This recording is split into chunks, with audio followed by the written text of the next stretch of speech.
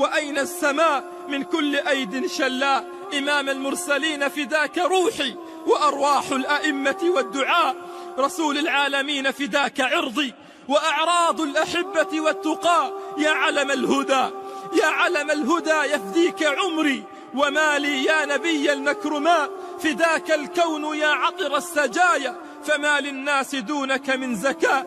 فأنت قداسة إذا استحلت فداك الموت من قبل الممات. نعم، انقطع الوحي عن النبي صلى الله عليه وسلم في أول مرة. قيل أنه انقطع عن النبي شهرا كاملا، فجاءت امرأة حمقاء تستهزئ بالنبي صلى الله عليه وسلم. قالت يا محمد أين شيطانك؟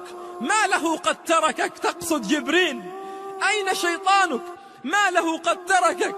فحزن النبي صلى الله عليه وسلم حزنا شديدا، فأنزل الله قوله والضحى والليل إذا سجى ما ودعك ربك وما قلى. ليخبر الله نبيه إن كانت الأمة قد التهت بالمنكرات وقد التهت بالمعاصي وقد التهت بالكرة وقد التهت بالغناء. والضحى والليل إذا سجى ما ودعك ربك وما قلى. وللآخرة خير لك من الأولى ولسوف يعطيك ربك فترضى. نعم، ما أقسم الله في قرآنه ببشر أبدا.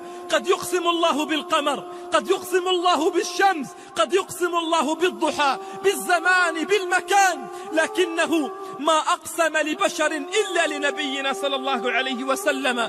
قال الله لعمرك إنهم لفي سكرتهم يعمهون. نعم، أقسم الله في قرآنه لنبيه صلى الله عليه وسلم. نعم، دلالة على أن نبينا صلى الله عليه وسلم سماء لا تطاولها سماء. نعم، وقد سب النبي وقد شتم أعظم البشر في زماننا. من الذين يبيتون سكارى وينامون جيفا أعزكم الله. أحقر البشر يتطاولون على سيد البشر محمد صلى الله عليه وسلم. فداك آباءنا وأمهاتنا يا رسول الله.